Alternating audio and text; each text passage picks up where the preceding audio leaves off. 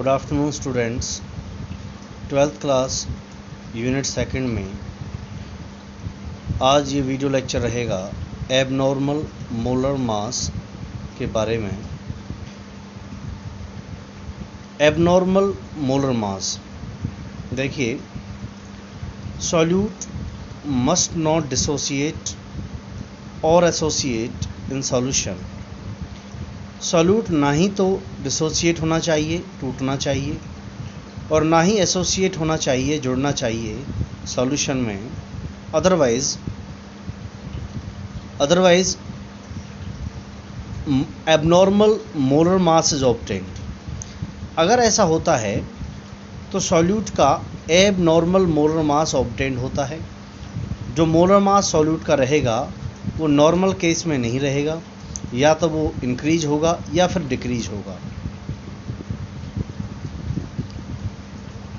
अगर solute dissociate हो जाता है तो एबनॉर्मल मोलर मास उस केस में, या फिर सॉल्यूट एसोसिएट हो जाता है तो एबनॉर्मल मोलर मास उस केस में या तो इंक्रीज होगा या डिक्रीज होगा। आओ देखते हैं। इन शॉर्ट ये कह सकते हैं, अगर सॉल्यूट एसोसिएट या डिसोसिएट हो रहा है तो मोलर जो मास है वो नॉर्मल नहीं रहेगा, वो एबनॉर्मल बन जाएगा। तो आओ एबनॉर्मल मोलर मास से रिलेटेड कुछ और समझते हैं। यहाँ पे सबसे पहले हम एसोसिएशन के बारे में बात करेंगे। एथेनोइक एसिड के यहाँ हमने 2 मॉलिक्यूल्स लिए हैं।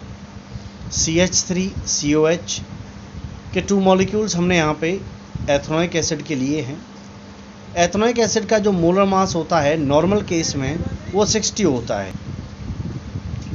नॉर्मल केस में एथेनोइक एसिड का मोलर मास 60 रहेगा, लेकिन आफ्टर एसोसिएशन, लेकिन जब ये दो एथेनोइक एसिड के मॉलिक्यूल्स आपस में एसोसिएट करेंगे, डाइमर बनाएंगे कुछ इस तरीके से, तो मोलर मास 120 हो जाएगा।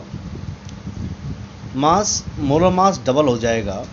तो ये वाला जो मोलर मास है वो एबनॉर्मल रहेगा, नॉर्मल अब नहीं है। अब ये मोलर मास नॉर्मल नहीं है। It has become now abnormal molar mass after association.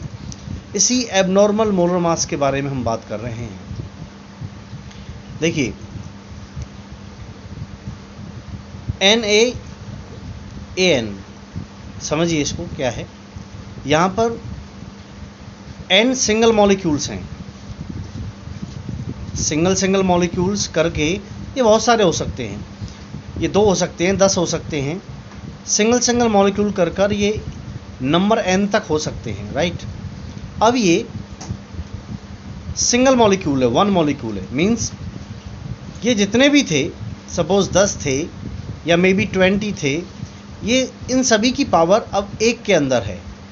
Single और बिग मॉलिक्यूल अब ये बन गया है, राइट। सभी की जो पावर थी, पोटेंशियल थी, अब वो एक सिंगल मॉलिक्यूल में आ गई है। तो एसोसिएशन हो गया। सभी जो सिंगल मॉलिक्यूल्स थे, भले ही वो हमने 5 लिए, 10 लिए, 20 लिए, वो नंबर। सो देखिए स्टूडेंट्स, फॉर एग्जांपल हमने यहाँ पे एथेनोइक एसिड के 2 मॉलिक्यूल्स लिए। अभी ये यहाँ पे अलग अलग हैं, राइट। 2 अलग अलग एथेनोइक एसिड के मॉलिक्यूल्स लिए, उन दोनों को कंबाइंड करा दिया। अब दोनों की जो पावर है या दोनों का प्रेजेंस जो है वो सिंगल डाइमर मॉलिक्यूल में है। तो यहाँ पे सिंगल डाइमर मॉलिक्यूल में आ गया है दोनों का पोटेंशियल। अब ये सिंगल क्वांटिटी बन गई है, राइट। तो यहाँ जो मोलर मास 60 था, अब यहाँ आकर 120 हो गया है। इसी को एबनॉर्मल मोलर मास कहते हैं।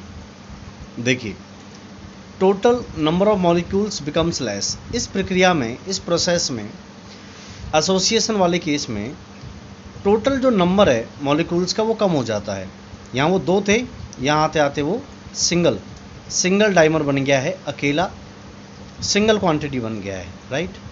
और नंबर ऑफ मॉलिक्यूल्स पर डिपेंड करती है कोलिगेटिव प्रॉपर्टी, वो हमने पिछले वीडियो लेक्चर में समझा है। सो कॉलिगेटिव प्रॉपर्टी भी यहाँ पे लेस हो जाती है।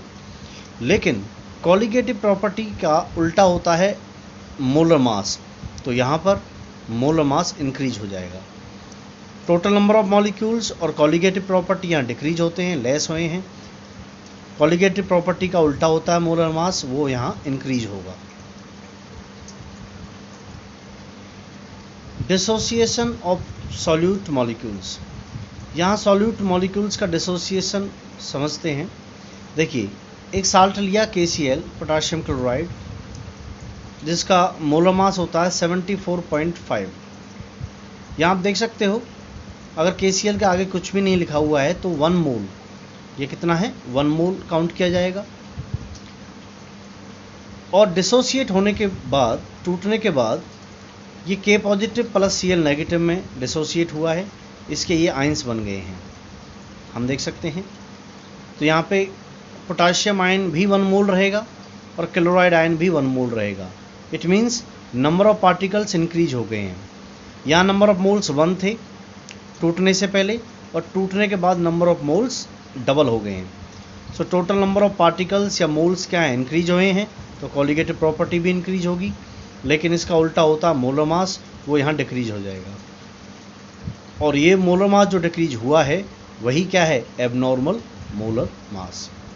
यहाँ साल्ट का जो मोलर मास काउंट किया जा रहा है वो 37.25 है, और साल्ट का डिसोसिएट होने से पहले जो मोलर मास था वो 74.5 था, जो कि नॉर्मल है और ये एबनॉर्मल है।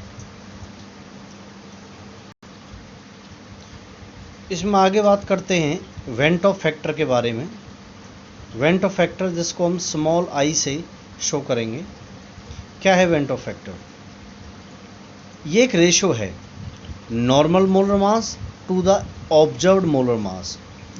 ऑब्जर्व्ड मोलर मास ही एबनॉर्मल मोलर मास होता है। अभी अभी बात की है हमने, क्या होता है एबनॉर्मल या ऑब्जर्व्ड मोलर मास, तो उसी का रेशो है स्मॉल आई, जो कि वेंट ऑफ फैक्टर होता है। मोलर मास का उल्टा होता है कॉलिगेटिव प्रॉपर्टी, राइट। तो small I went of factor को आप ऐसे भी लिख सकते हो, और वेंट ऑफ फैक्टर को आप ऐसे भी लिख सकते हो।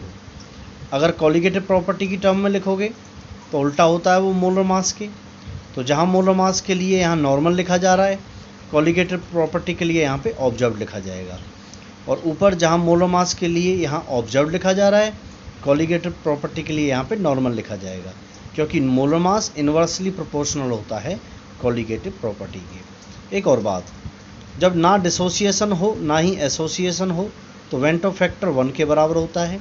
लेकिन एसोसिएशन जब होगा सॉल्यूट्स का तो वेंट ऑफ फैक्टर की वैल्यू 1 से कम रहेगी, और जब डिसोसिएशन होगा सॉल्यूट के पार्टिकल्स का तो वेंट ऑफ फैक्टर की वैल्यू 1 से ग्रेटर रहेगी, ज़्यादा रहेगी।